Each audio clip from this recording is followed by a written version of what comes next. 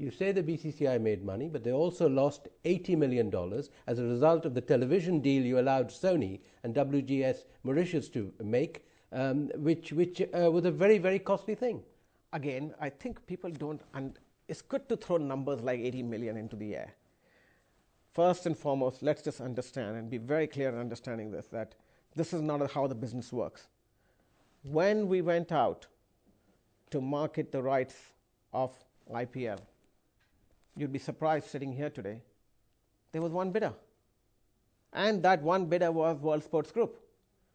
Sony actually bid and withdrew their bid prior to the bids even opening.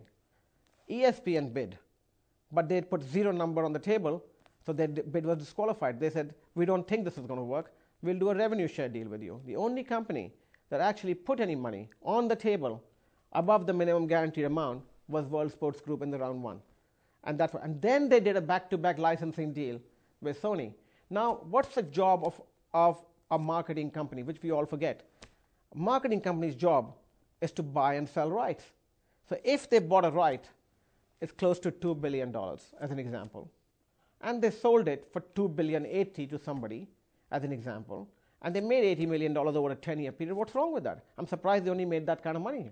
So first and foremost, somebody came out there, took a risk, believed in the product, and of course, if we had failed, the BCCI would be sitting out there and saying, oh, we have locked in our money, and the World Sports Group would be going back crying and saying they've lost a lot of money. So when you say that the World Sports Group is going to make $80 million over a 10 years period, I'm so happy they're going to make $80 million over a 10-year period because they deserve it. They took the risk with us at the point in time when nobody's ready to take the risk. They bought the rights, and then they've gone out and further sold it to a third party. The issue here is that the way you did the deal cost the BCCI possibly $80 million. I think you're putting the question wrong. The way I did the deals, I made the BCCI billions of dollars, not cost them $80 million. Let's talk about the amount of deals that I've done for the BCCI in 2005 since I've come in. Prior to me coming in, look at the results of the BCCI at that point in time, how much money they made. Probably the BCCI in a year would make $30-40 million.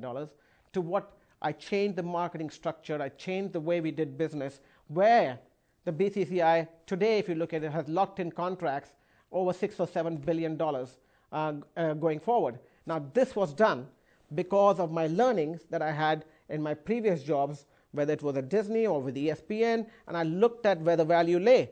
And I took the value that usually traditionally were kept by broadcasters or marketing companies, and I applied those principles and took them to a federation and made the federation earn all the money. And I did that on my own time, at my own cost. And we keep talking about $80 million I made the BCCI lost. What about the billions of dollars that I have made the BCCI